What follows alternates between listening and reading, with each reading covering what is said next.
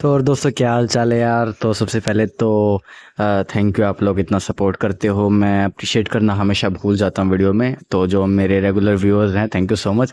And मेरे बालों को थोड़ा सा माफ़ करना आज, क्योंकि जब भी मैं शैम्पू लगा लेता हूँ तो मैं जो है सलमान खान तेरे नाम में जैसे होता ना, ऐसे लगने लगता हूँ मैं।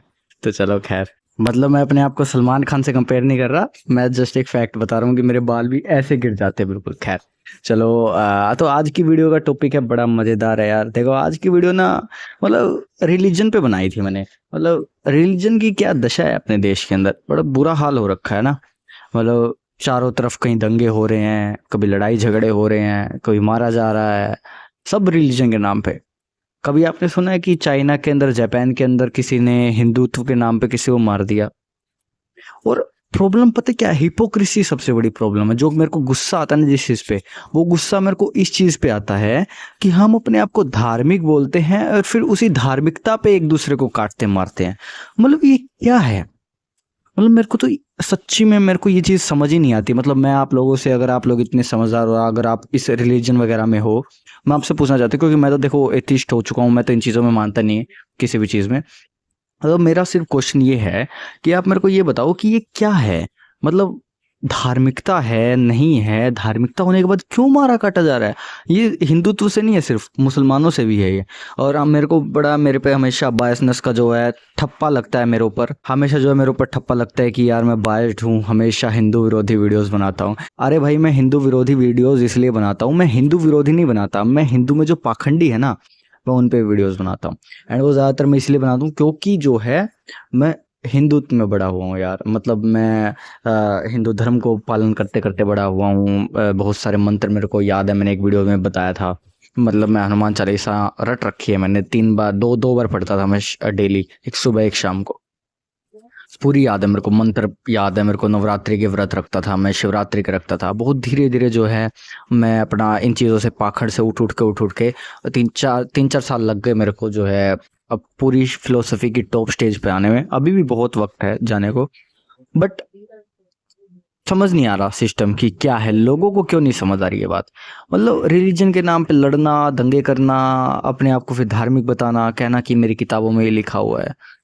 मतलब बेसिर पैर की बात है। मतलब अगर मेरे को कल को कोई बुद्धिज्म आके कहे ना, सबसे पहले तो बुद्धिज्म भी एक धर्म नहीं था। गौतम बुद्ध एक ग्रेट फिलोसोफर थे, पता नहीं लोगों ने धर्म बना दिया उनकी चीज़ों को, है ना। कोई सेंस नहीं उस चीज़ का। और सेम महावीर जैन, जैन का भी ऐसे था। जैनिज्म, बुद्धिज्म, ये तो नास्तिक। इंडियन फिलोसफी वगैरह आप जाओ तो ये नास्तिक स्कूल्स हैं, है ना, जो वेदों को वगैरह को नहीं मानते। ये अलग चीज़ है, बट स्टिल धर्म बना दिया इन चीज़ों को। खैर, तो बात ये है कि क्या है, मतलब अगर कोई मेरे से पूछे कि ये हिंदू धर्म का है, ये मुस्लिम धर्म का है, क्या धर्म का है यार ये, इनको एक बात इनको सहन नहीं होती। ये अपने उससे अलग जा नहीं सकते। मतलब इनकी किताबों से लगा, अगर इनकी किताबों में कुछ भी लिख रखा हो ये उसी को मानेंगे। अभी मनुस्मृति पे कितनी चर्चा हुई, बहुत ज़्यादा सोशल मीडिया पे। मतलब औरतों को बिल्कुल, मतलब पैरों के नीचे रखने की बात हो रही है, और जो है दलितों को मारने की बात हो रही है, उनकी जीभ जलाने, मतलब पता नहीं कितनी गंदी गंदी बातें लिखी है। लेकिन लोग ऐसे डिफेंड करते हैं कि पता नहीं क्या है। हालांकि लोग जो है, जो डिफेंड करते हैं इस चीज़ को, जो सोशल मीडिया पे हम जो हिंदुओं और ठेकेदार देखते हैं, वो पता है कौन लोग होते हैं? वो लोग होते हैं जिनको सिर्फ व्यूज़ और फेम चाहिए। नफरत फैलाने वाले टट्टू, और कुछ नहीं। उनको बस फेम चाहिए, बस वो सिर्फ जो है भड़काऊ भाषण देते हैं, और कुछ नहीं है उनके अंदर। ना उनके अंदर सेंस है, ना उनको नॉलेज है किसी चीज़ की। उनको बस पता चल गया है कि यार ऐसी वीडियो डालूंगा, ऐसी वीडियो डालूंगी, ऐसी लड़कियां भी बहुत ज़्यादा हैं, तो बस फेम मिलेगी, तो बस वही कर रहे हैं। अ, तंग हो चुका हूँ। मतलब मैं ये देख देख के ना, रिलीजन का ढोंग देख देख के, मतलब कैसे अपने आप को रिलीजियस बोल सकते हो यार? मतलब मैं इतने क्लोज रिलीजियस लोगों को जानता हूँ। मतलब मैं नहीं हूँ, बट मैं इतने लोगों को जानता हूँ, पूजा पाठ करते हैं, इतने भाई सभ्य लोग हैं सोसाइटी में, प्रेम पूर्वक, मतलब प्रेमी है। मतलब नफरत नहीं करेंगे, दान दक्षिणा करेंगे, किसी को बुरा नहीं कहेंगे। भाई वो भी तो रिलीजियस हैं यार, वो भी तो धर्म का ही पालन कर रहे हैं। ये तुम कैसे रिलीजियस हो कि यार ये वैलेंटाइन डे को डंडा उठा के बजरंग दल वाले निकल पड़ते हैं? भाई बजरंग दल इस सबसे वेल्ला, सबसे मूर्ख, घुटनों में दिमाग उनके, सबसे नाकारा निकम्मा दल है इस देश का आज तक जो बना है, आरएसएस के बाद। मतलब क्या है इनकी यूएसपी, क्या है? मतलब इनका काम क्या है कि जाके बस मारना। ये क्या कहते हैं, लव जिहाद, वो जिहाद, वो जिहाद, वहां पे पार्क में वो बैठा है। अबे क्या फर्क पड़ता है भाई, किसी के साथ कोई बैठा हो। मैंने एक बार वीडियो बना दी, बोले तेरी माँ के साथ बैठा है कोई मुसलमान, तेरी बहन के साथ बैठा है। अरे भाई अगर मेरी माँ और बहन को कोई इशू नहीं है तो भाई मेरे को क्यों इशू होगा। ये चीज समझो भाई, थोड़ी मैच्योरिटी लाओ अपने दिमाग के अंदर। अगर कोई एक मुस्लिम लड़का है, जो भी है, हालांकि धर्म तो होते नहीं बट स्टिल है, जो भी मुस्लिम है, हिंदू है, जो भी बंदा है, अगर वो किसी लड़की के साथ बैठा है, अगर लड़की का कंसेंट के साथ बैठा है, तो क्या फर्क पड़ता है कि वो किस जाति का है, किस धर्म का है, क्या बिलोंग करता है, क्या कैरेक्टर है उसका। लड़की ने उसको एक्सेप्ट कर लिया तो भाई तुम कौन होते हो। हमारे पेरेंट्स भाई बड़े इस चीज में है, मैंने लिखा हुआ है पेरेंट्स आर अंधभक्त। क्यों पेरेंट्स हमारे अंधभक्त होते। भाई देखो, हमारे जो रिलीजन फॉलो करना होता है ज्यादातर ये अनभक्त हमारे पेरेंट्स ही हैं। और अगर आप देखोगे ज़्यादातर जो है बीजेपी थोड़ा इसकी तरफ ही ज़्यादा इंक्लाइंड रहती है, और बीजेपी को फॉलो भी ज़्यादातर हमारे जो है पेरेंट्स लोग ही करते हैं। और मैंने एक चीज़ और देखी कि हमारे पेरेंट्स अंधभक्त ज़्यादा होते हैं।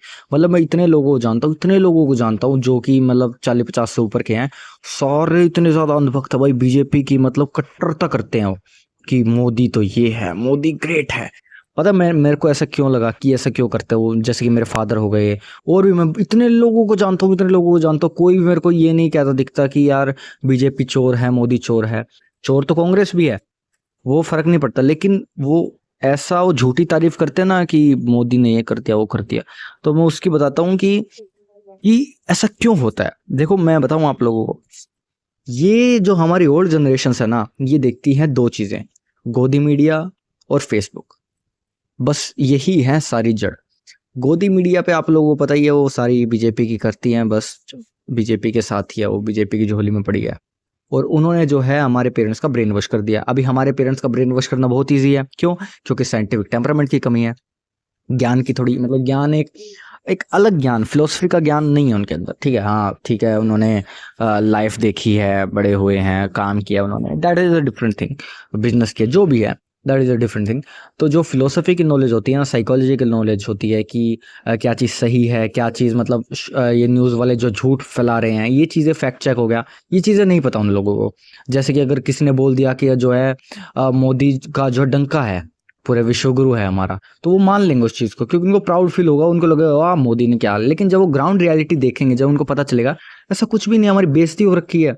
यूएस में जाओ, और अभी थाईलैंड ने तो पता नहीं क्या हुआ, वीज़ा मैंने अभी चेक किया, शायद उन्होंने कुछ वीज़ा फ्री जो डेज थे वो कम कर दिए, पता नहीं क्या है, मैंने अभी पूरी कंप्लीट नहीं देखी, बस हेडलाइन चेक देखी थी मैंने।